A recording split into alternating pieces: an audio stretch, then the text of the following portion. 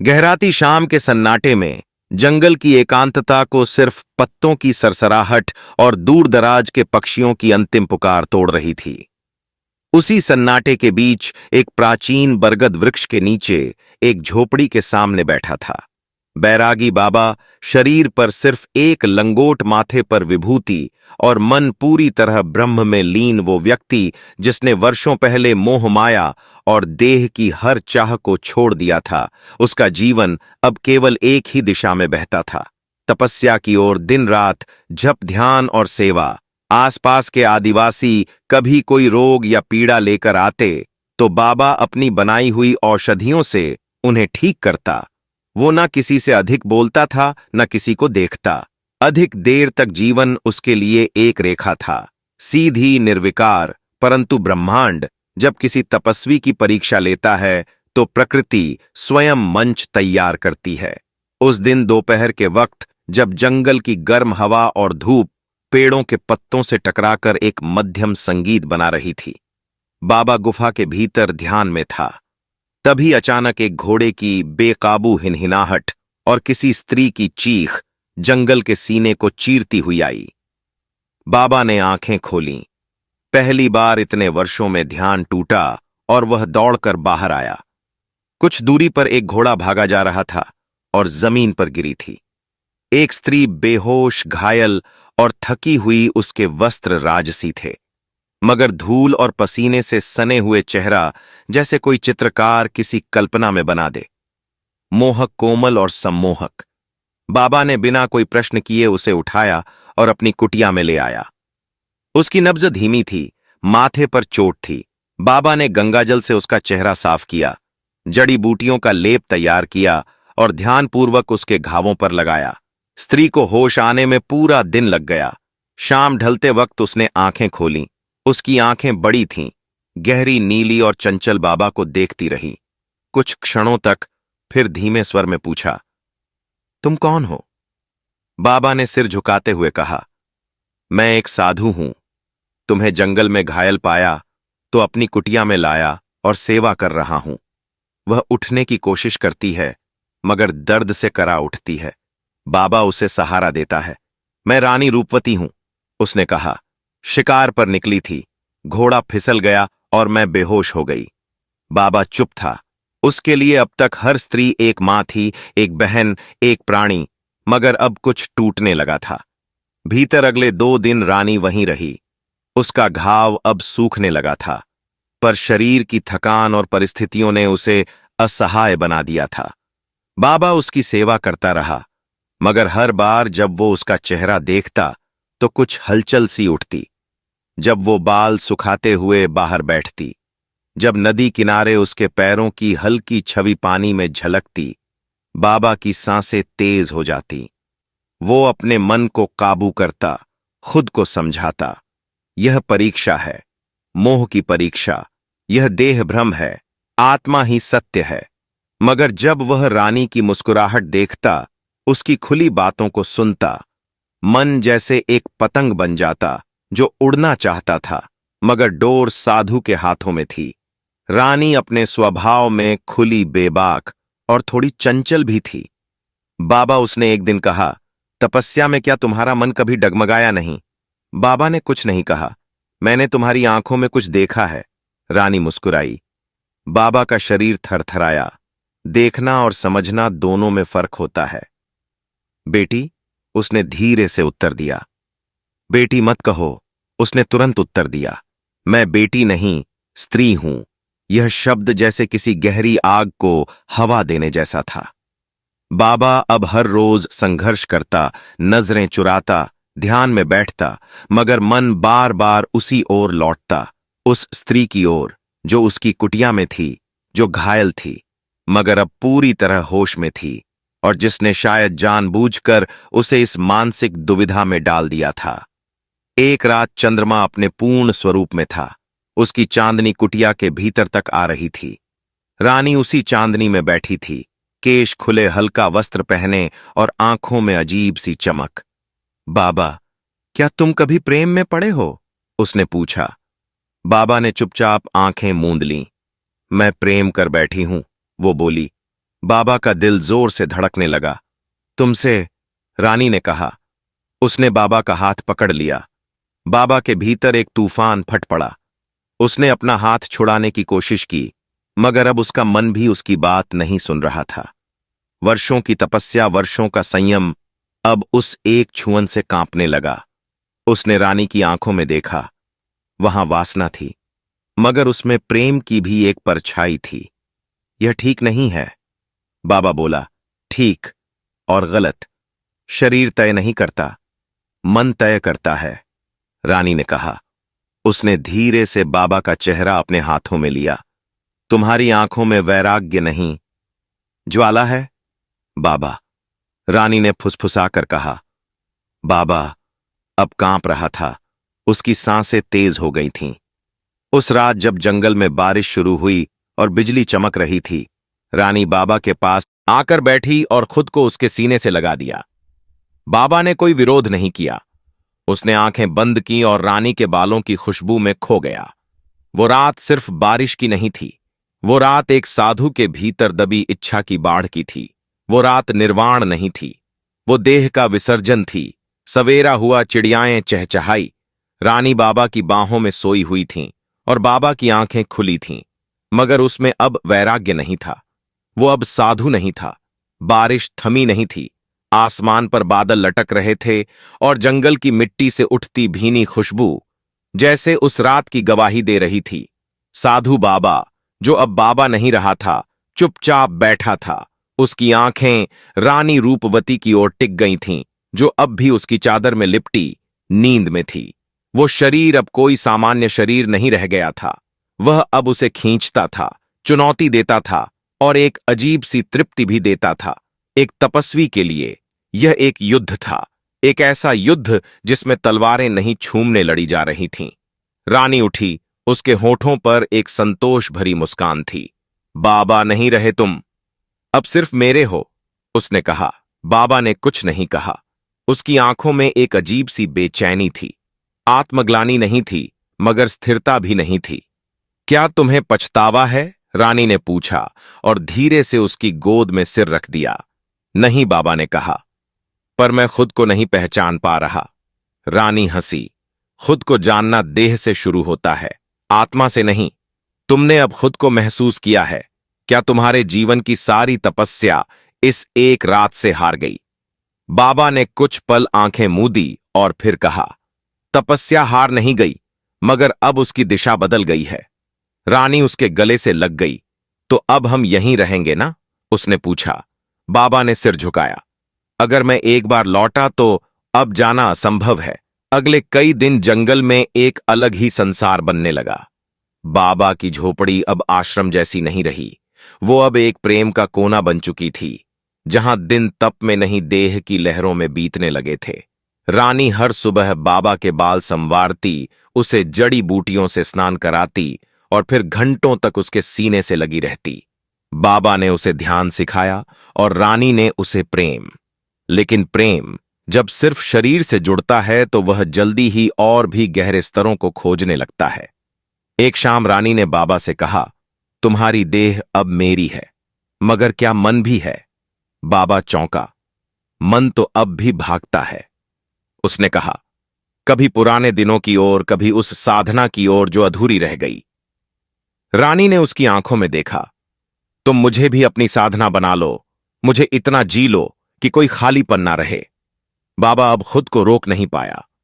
उस रात प्रेम देह से ऊपर उठने लगा। अब वह सिर्फ उत्तेजना नहीं थी, अब वो समर्पण था, एक तपस्वी का और एक रानी का। वो एक दूसरे के हर स्पर्श में सांसें ढूंढते, हर कराह में कोई भजन सुनते और हर मिलन में मुक्ति का स्वाद महसूस करते। दिन बीतते गए। बाबा ने अब जंगल के बाहर कदम नहीं रखा। वो बस रानी के साथ रहता। उसकी मांग में सिंदूर नहीं था, लेकिन आंखों में विश्वास था। रानी उसके लिए अब सिर्फ एक स्त्री नहीं थी, वो अब उसका संसार बन चुकी थी, पर मन की बेचैनी अभी बाकी थी। एक सुबह बाबा गंगा किनारे ध्यान में बैठा था तो रानी आई और उसकी गोद में बैठ गई। बोलो बाबा, उसने मुस्कुराते हुए पूछा, अब आगे क्या? अब बाबा ने कहा, अब मैं तुम्हें पूजा की तरह जीऊंगा, तुम्हारा शरीर अब मेरे लिए साधना का माध्यम है। रानी हंसी। उसकी हंसी में संगीत था। तो फिर आज मुझे वैसे पूजो जैसे शंकर ने पार्वती को किया था। उसने कहा, उस दिन जंगल में कोई मंत्र नहीं गूंजा, न कोई हवन हुआ, मगर एक स्त्री और पुरुष के बीच ऐसा मिलन हुआ जिसमें वासना भी थी, भक्ति भी थी और पूर्ण समर्पण भी। हर अंग, हर कतरा जैसे मंत्रमुग्ध था। उस रात देह और आत्मा के बीच की दीवारें गिर गईं और बाबा ने पहली बार महसूस किया कि निर्वाण की चौखट कहीं बाहर नहीं, रानी के शरीर की गहराई में है। जंगल में वसंत की आहट थी। पेड़ों पर नई कोपलें फूट रही थीं, फूलों की महक हवाओं में घुल रही थी और पंछियों के गीतों में एक अलग ही जीवंतता थी। लेकिन इस प्रकृति की मुस्कान के पीछे एक गहराता रहस्य पल रहा था। एक ऐसा रहस्य जिसे रानी और बाबा दोनों ही महसूस तो कर रहे थे, पर पहचान नहीं पा रहे थे। बाबा पहले जैसा नहीं रहा था। उसकी आंखों में अब तपस्विता नहीं, तृप्त देह की चमक थी। उसके अंग अब मौन नहीं, रूपवती के स्पर्शों की कहानी कहते थे। रानी अब उसकी हर सुबह थी। हर सांझ, हर रात वो उसकी काया में समाई रहती, उसके सांसों के सुर में सांस मिलाती और उसकी गोद में सिमटकर हर रात एक नया संसार रच देती। एक रात जब दोनों एक दूसरे की बाहों में समा चुके थे, रानी ने धीरे से पूछा, क्या अब तुम मुझे जंगल से बाहर ले जाओगे? बाबा कुछ पल चुप रहा। कहां? उसने पूछा। मेरे राज्य में, मेरे महल में, जहां मैं रानी थी। अब वहां सिर्फ सुनी दीवारें हैं, पर अगर तुम चलो तो मैं फिर से जी सकती हूं। रानी की आवाज में उम्मीद थी, पर बाबा के मन में डर। मैं बाहर गया तो मेरी साधना टूट जाएगी। तुम्हारी साधना तो मैं हूं, रानी ने जवाब दिया। उस रात पहली बार बाबा के भीतर फिर से द्वंद्व जागा।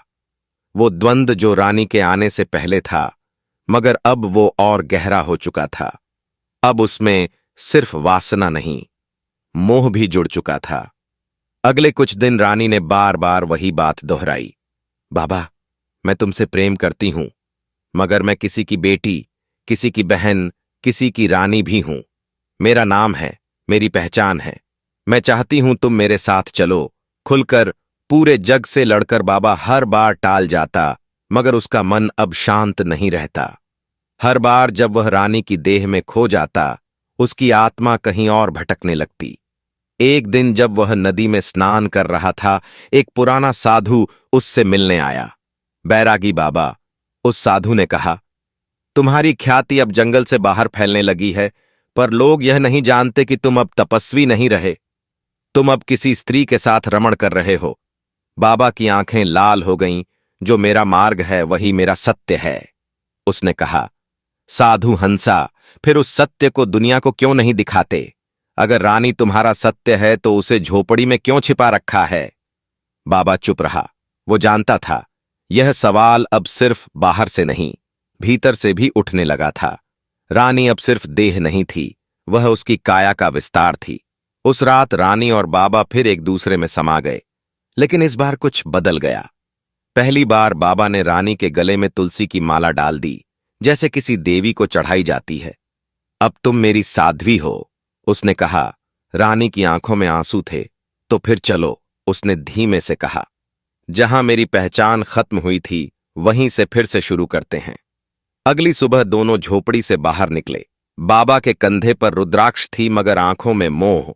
रानी के पांवों में पायल थी, लेकिन आत्मा में आग। जैसे ही वह जंगल की सीमा पार कर रहे थे, एक साधु ने पीछे से पुकारा, बाबा, मोह से कोई नहीं बचा, पर याद रखना, देह की आग बुझती नहीं, वो जलती जाती है। बाबा रुका नहीं। अब उसके लिए रानी ही सत्य थी, रानी ही परम पर। रानी के होठों पर एक रहस्यमयी मुस्कान थी, जैसे वह जानती थी यह शुरुआत है किसी और अंत की। वो जंगल छोड़ चुके थे, पर जंगल अब उनके भीतर बस चुका था। महल की ऊंची ऊंची दीवारें दूर से ही दिखाई दे रही थीं, जैसे वर्षों बाद किसी भूले बिसरे जीवन का द्वार फिर से खुल रहा हो। रूपवती की आंखों में नमी थी, पर उस नमी में अब भय नहीं था, उसमें एक आत्मविश्वास था एक गर्व था। वो अब रानी नहीं, प्रेमिका थी, और उसके साथ चल रहा था वो पुरुष जिसने उसका शरीर नहीं, उसकी पीड़ा, उसकी चाहत को अपनाया था। बैरागी बाबा का हाथ रानी के हाथ में था, लेकिन मन अभी भी द्वंद्व में उलझा हुआ था। वो जानता था महल के भीतर केवल संगमरमर की शांति नहीं मिलेगी, वहां दरबार होगा, प्रश्न होंगे, और रानी का वह अतीत जो शायद उसे वापस खींच ले जाने को तैयार बैठा होगा। मगर रानी के चेहरे पर जो संतोष था, उसने बाबा को आश्वस्त कर दिया। महल पहुंचते ही सबसे पहले प्रधानमंत्री और कुछ सेवक रानी को देखकर अवाक रह गए। वे समझ ही नहीं पा रहे थे कि यह वही रानी है जो महीनों से लापता थी। रानी ने आदेश दिया कि सबको बुलाया जाए। मंत्री, सभासद, नगर प्रमुख और पुरोहित। रानी ने सबके सामने बाबा को खड्डा कर दिया। यह हैं बैरागी बाबा। इन्होंने मुझे जीवन दिया है जब मैं मृत्यु के द्वार पर थी, और अब मैं इनसे विवाह करना चाहती हूं। सभा में सन्नाटा छा गया। कोई कुछ नहीं बोल पाया। सबकी आंखों में सवाल थे और होठों पर भय। रानी की आंखों में अब वह तेज था जो वर्षों से सत्ता के सिंहासन पर बैठने वाली एक स्त्री में आता है। बाबा ने देखा, यह वही स्त्री है जो कभी उसकी झोपड़ी में उसके सीने पर सर रखकर सोती थी। अब वह सिंहासन पर बैठी थी और पूरे राज्य को चुनौती दे रही थी। पुरोहित ने कांपती आवाज में कहा, रानी, यह अनर्थ है, एक साधु से विवाह। और वह भी इस प्रकार। रानी मुस्कुराई। पुरोहित जी, आपने मुझे हमेशा चरित्रहीन कहा, क्योंकि मैं अपने हृदय की आवाजें सुनती हूं। अगर प्रेम करना पाप है तो मैं 100 बार यह पाप करूंगी। बाबा कुछ बोल नहीं पाया। वो देख रहा था कि रानी अब उसके आगे निकल चुकी है। वो अब सिर्फ प्रेमिका नहीं रही, अब वह नारी की स्वतंत्र इच्छा की प्रतिमूर्ति बन चुकी थी। रानी ने विवाह का आयोजन अगले दिन ही करने का आदेश दिया। पूरे महल को सजाया गया, नगर भर में दीप जलाए गए, पर यह सब आनंद के लिए नहीं, क्योंकि प्रजा में उथल पुथल थी। अगले दिन जब विवाह हुआ, रानी ने बाबा को अपने हाथों से वरमाला पहनाई और बाबा ने भी पहली बार अपने रुद्राक्ष उतार कर उसे पहनाया।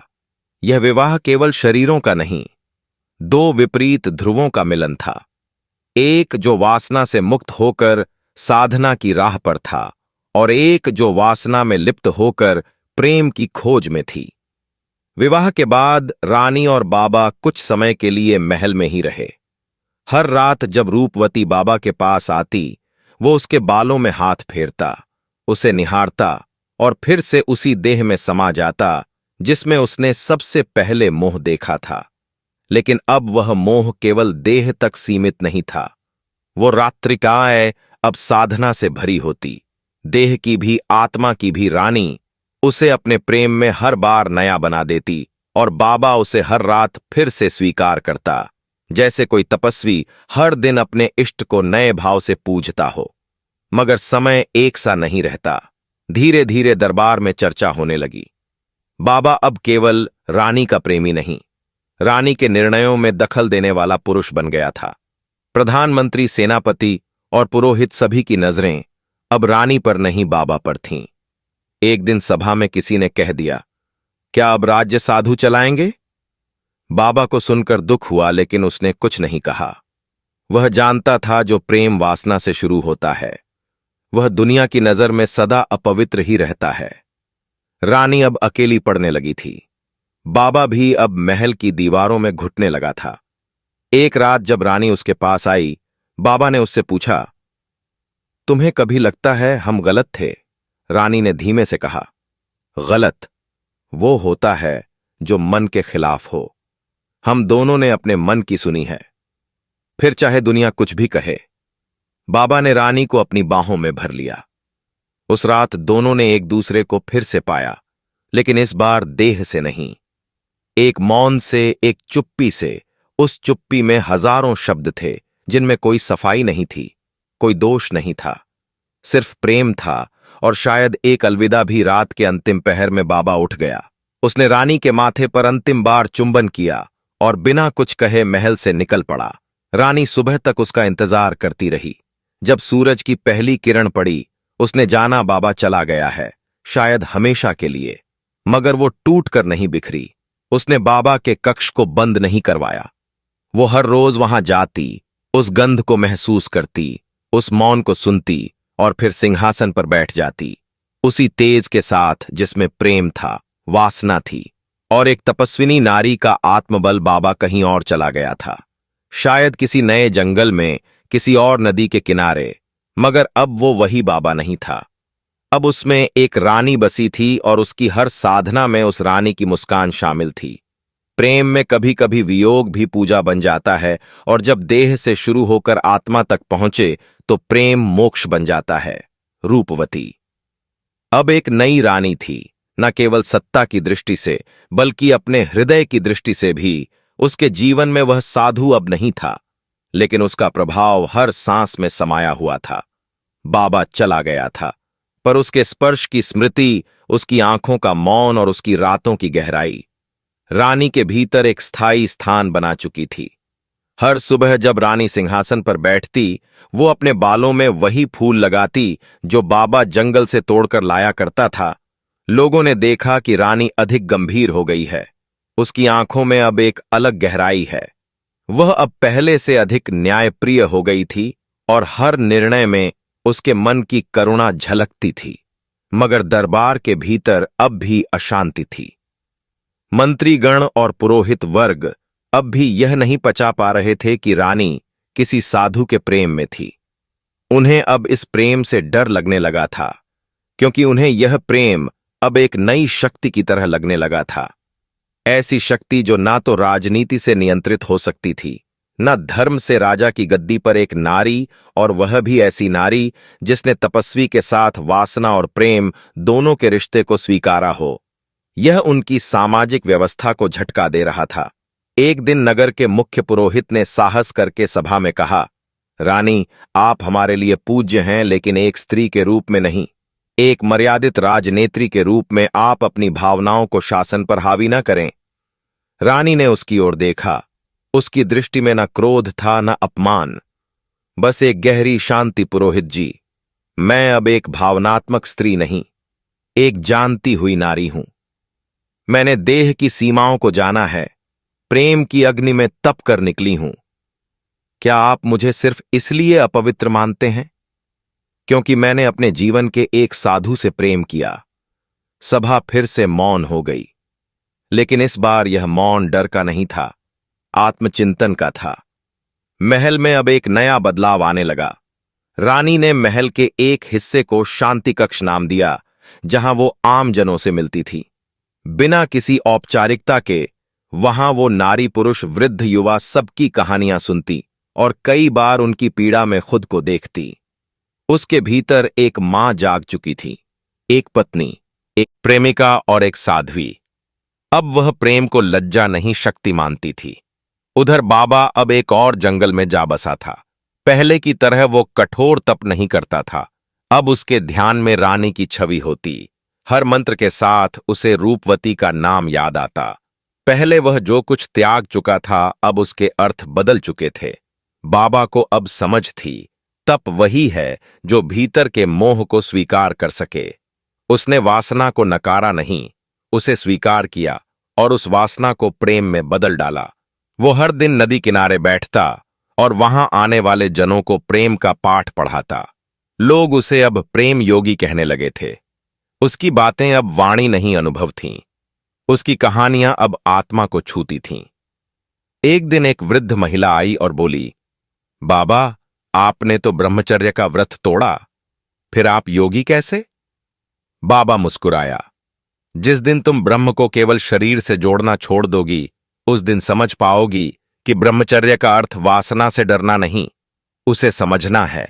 मैंने वासना को समझा है और रानी के प्रेम में उसे जिया है, इसीलिए मैं अब ब्रह्म के और करीब हूं। उस दिन पहली बार बाबा ने अपनी आंखों से आंसू बहने दिए। उन आंसुओं में कोई पश्चाताप नहीं था, केवल समर्पण था। रानी और बाबा अब अलग अलग रास्तों पर थे, मगर उनका प्रेम कहीं नहीं गया था। वह अब देह के परे जा चुका था। वह अब गंध, छुवन, मौन और भावों की भाषा में जिंदा था। हर पूर्णिमा को रानी महल के सबसे ऊंचे गुंबद पर बैठकर चांद को देखती और बाबा जंगल की चोटी पर खड़ा होकर वहीं चांद देखता।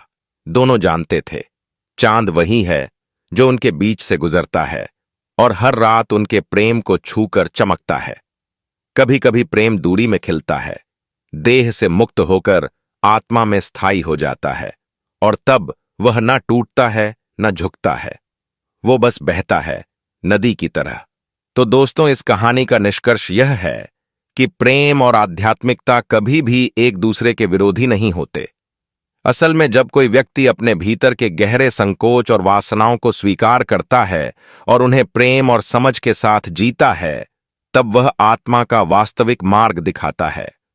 रूपवती और बाबा का संबंध हमें यह सिखाता है कि प्रेम शारीरिक सीमाओं से परे है और आत्मा की गहराई से जुड़ा है। यह भी बताता है कि कभी कभी समाज की पारंपरिक सीमाओं को पार करना और अपने अंदर की गहरी इच्छाओं और संवेदनाओं को स्वीकार करना ही सच्चा आत्म साक्षात्कार होता है।